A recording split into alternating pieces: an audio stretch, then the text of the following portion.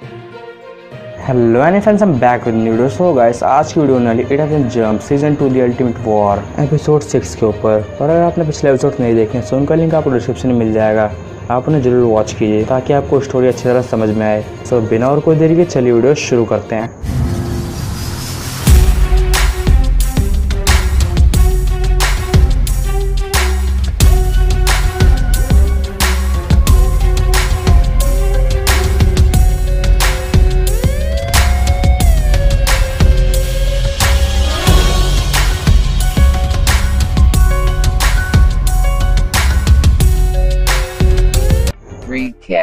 पिछले एपिसोड में देखा कि शो सभी राइडर्स को अलग होने के लिए कहता है, जिससे कि उन्हें उन डार्क राइडर्स को ढूंढने में आसानी हो। उसके बाद वो सभी राइडर्स अलग हो जाते हैं कि तभी हमें किसी अजीब जगह पर ले जाया जाता है जहाँ पर शो होता है और कोई अननोन शख्स उससे बैटरी के लिए चैलेंज कर देता है, लेकिन शो को उसका चेहरा नहीं दिख रहा होता है और शो उससे बैटरी के लिए मना कर देता है। तभी वो अननोन शख्स सामने आता है और अननोन शख्स कोई और नहीं बल्कि गाबू होता है। शो ये सब देखकर हैरान हो जाता है कि गाबू उसे बैटरी के लिए चैलेंज कर रहा है। गाबू शो के दोस्तों को खत्म करने की धमकी देता है, जिसकी वजह से शो को गाबू से रिटर्न बैटल करनी पड़ती है, जिसमें कि गाबू का पड़रा शो के ऊपर भारी होता है। देखकर लगता है कि शो गाबू से नहीं जीत पाएगा। इतने में हमें क्योची को दिखाया जाता है जो कि किसी और जगह पर होता है और वो सोचता है कि उम्मीद है बाकी सभी राइडर्स को डार्क राइडर्स के बारे में पता लग ही चुका होगा। इसके बाद क्योची सोचता है कहीं मैं किसी गलत जगह पर उन डार्क राइडर्स को नहीं ढूंढ रहा हूँ। अब आगे एपिसोड की स्टार्टिंग में क्योची को दिखाया जाता है और वो मनी मन सोचता है कहीं मैं बेवजह इस जगह पर उन डार्क राइडर्स को नहीं ढूंढ रहा, क्योंकि एक जोन में लगभग हर जगह डिस्ट्रॉय हो चुकी है,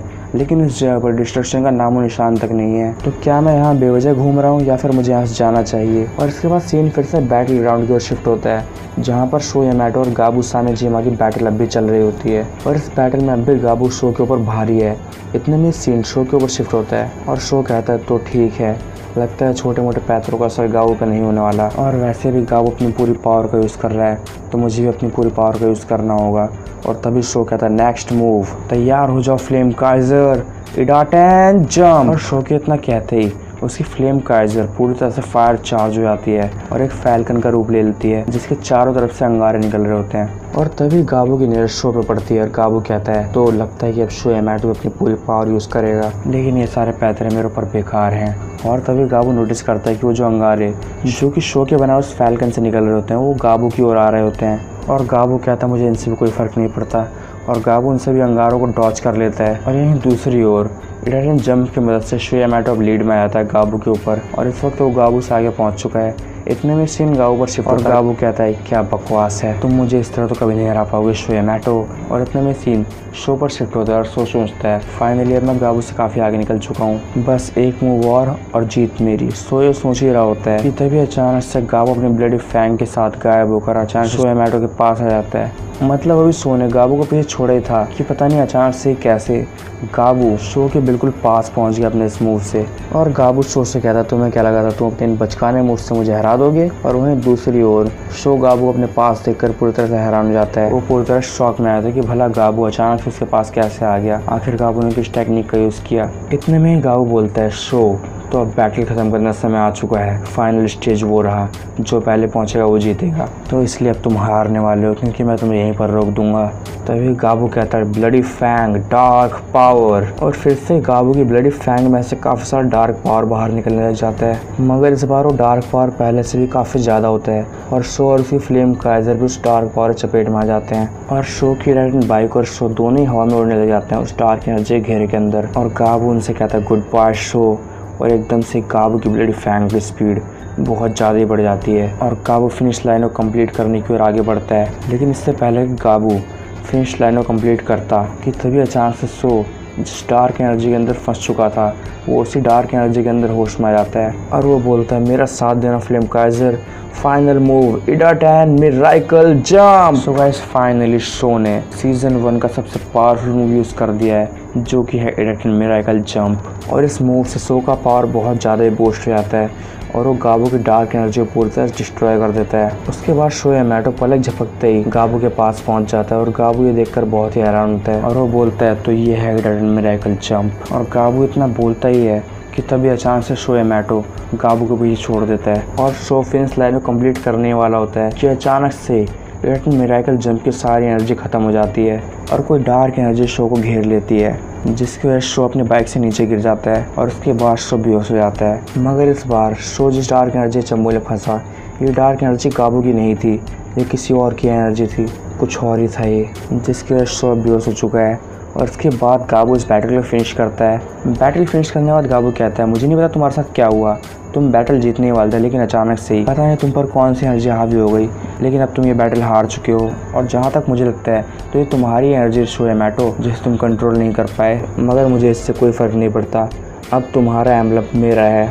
इसके बाद गाबू शोए मैटो फ्लेम काइजर की ओर बढ़ता है और उससे उसका एम्बलम हटाने की कोशिश करता है, मगर जैसे गाबू फ्लेम काइजर के एम्बलम को टच करता है उसे एक झटका लगता है और वो अपने हाथ को हटा लेता है। उसके बाद गाबू उस एम्बलम को बहुत ही ध्यान से देखता है और कहता है, तो ये सच है, जब तक मैं तुम्हें 8 डायमेंशन में नहीं हरा देता तब तक मुझे लगता है कि तुम्हारा एम्बलम मुझे नहीं मिल पाएगा। खैर कोई बात नहीं, वैसे भी मैं यहाँ पर यही जानने आया था कि नॉर्मल बैटल से मुझे तुम्हारा एम्बलम मिल पाएगा या नहीं, मगर नहीं, अब एम्बलम्स का पावर काफ़ी ज़्यादा बढ़ चुका है और इन एम्बलम्स को जीतने के लिए अब 8 डायमेंशन में बैटल करनी पड़ेगी। और उसके बाद गाबू कहता है, आज तो तुम बच गए शोए मैटो, क्योंकि तुम बेहोश हो और अनफॉर्चुनेटली तुम बैटल करने के लायक भी नहीं हो इस वक्त, मगर मैं जल्दी ही आऊँगा और तुमसे तुम्हारा एम्बलम छीन लूँगा। और इसके बाद गाबू अपने ब्लडी फैंग पर वहाँ से अचानक से गायब हो जाता है। कह सकते हैं कि एक तरह से अब वो वहाँ से जा चुका है, लेकिन गाबू भला किस 8 डायमेंशन की बात कर रहा था। तो अब क्या हम ये समझेगा इसकी बैटल के लिए एक्स जोन में नए रूल्स आ चुके हैं, जैसे कि गाबू 8 डायमेंशन के बारे में बोल ही रहा था,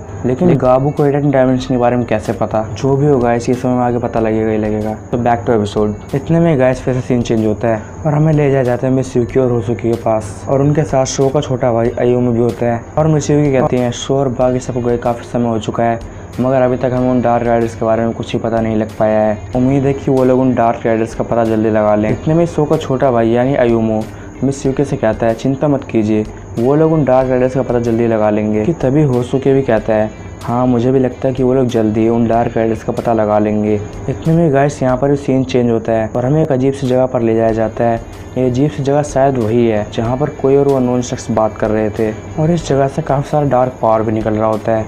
कि तभी हम इस एनर्जी के अंदर जाते हैं, जाते के साथ ही एक कैसल के अंदर पहुँच जाते हैं, जो कि एक डार्क कैसल होता है। और उस पूरे डार्क कैसल के अंदर पूरी डार्क एनर्जी भरी होती है। धीरे धीरे कर हमें उस डार्क कैसल के अंदर एक जगह पर ले जाया जाता है, जहाँ पर काफ़ी सारी जेल्स होती हैं और वो जेल्स किसी अजीब सी एनर्जी से लॉक होती हैं। कम से कम देखकर तो यही लगता है कि तभी हमें उन जेल्स की ओर ले जाया जाता है और उस जेल के अंदर एक शख्स होता है, लेकिन अंधेरे की वजह से वो शख्स दिख नहीं रहा होता है। तभी हमें धीरे धीरे कर उस शख्स के और भी पास ले जाया जाता है और हमें उस शख्स का चेहरा दिखाया जाता है। और ये चेहरा किसी और का नहीं गाइस बल्कि कोई का होता है, जो कि बहुत ही बुरी हालत में होता है। लेकिन अगर कोई यहाँ इस कारागार में बंद है तो भला गाबू से उस वक्त बैटल कौन सा कोई कर रहा था? क्या वो कोई फेक कोई था? हम तो सोच रहे थे कि कोई किसी डार्क एनर्जी के कब्जे में है। तभी अचानक से उस कारागार की ओर एक शख्स आ रहा होता है और हमें अचानक से उस शख्स का चेहरा दिखाया जाता है, और वो शख्स कोई और नहीं बल्कि कोई होता है, जो कि शायद फेक कोई होता है। और वो कहता है, कोई तो तुम्हें कैसा लग रहा है इस कारागार में? अच्छा तो नहीं लग रहा होगा। तुम भला मेरी बात क्यों नहीं मान लेते? तुम इस कारागार में घुट घुट क्यों मरना चाहते हो? तुम मेरी बात मान लो कोई, मैं तुम्हें तुरंत आज़ाद कर दूंगा। कि तभी ओरिजिनल कोई कहता है, भूल जाओ, मैं तुम्हारी तरह कायर नहीं हूँ कि किसी की भी आगे झुक जाऊं। तुम चाहे कितनी भी कोशिश क्यों ना कर लो, मैं तुम्हारी बात नहीं मानने वाला, और बार बार मेरे सामने गिड़गिड़ाकर मुझे परेशान मत करो। कि तभी फेक कोई कहता है, रस्सी जल गई लेकिन तुम्हारी अकड़ अब भी कम नहीं हुई है, तुम इस कारागार में घुट घुट कर मर जाओगे। याद रखना मेरी बात, अगर तुमने हमारी बात नहीं मानी तो तुम सोच भी नहीं सकते कि आगे तुम्हारे साथ क्या क्या हो सकता है। कि तभी ओरिजिनल कोई कहता है, अपनी गीदड़ धमकियों से किसी और को डराना, तुम कोई द निंजा राइडर को नहीं डरा सकते। इसके बाद फेक कोई कहता है, कोई द निंजा राइडर थू, लाला था तुम जैसे निंजा राइडर पे, तुम बस एक कायर हो। कि तभी ओरिजिनल कोई फेक कोई से कहता है, तुम गिड़गिड़ाते हो मुझे बहुत अच्छे लग रहे हो। अजीब है, कारागार में मैं बंद हूँ लेकिन गिड़गिड़ा तुम रहे हो। तभी फेक कोई कहता है, मरो इस कारागार में, और वो वहाँ से चला जाता है। और जहाँ पर फेक कोई जाता है वहाँ पर एक शख्स होता है और वो कहता है, तो कोई अब भी हमारी बात मानने को तैयार नहीं है। फेक कोई कहता है, हाँ वो राइडर बड़ा ही जिद्दी और ढीठ है, हमने पता नहीं उसे कितना टॉर्चर किया लेकिन वो हमारी बात मानने को तैयार ही नहीं है। तभी वो अननोन शख्स कहता है, जाकर उसी कमजोरी को ढूंढो, हमारी बात तुरंत मान लेगा। चलिए दोस्तों, आज के एपिसोड को ख़त्म करते हैं और अगले एपिसोड में पता लगेगा कि भला गाबू ने शो से बैटल क्यों की और शो 8 मिरेकल जम को कंट्रोल क्यों नहीं कर पाया, और उसके अलावा वो अननोन शख्स कौन था और वो कोई की किस कमजोरी की बात कर रहा था, और ये कोई का कॉपी कौन है, और आखिर ये फेक कोई और वो अननोन शख्स ओरिजिनल कोई से क्या कराना चाहते हैं। तो ये सब हमें पता लगेगा अगले एपिसोड में। अगर आपको वीडियो पसंद आए तो वीडियो लाइक किए, शेयर किए, चैनल सब्सक्राइब किए। Thanks for watching the video.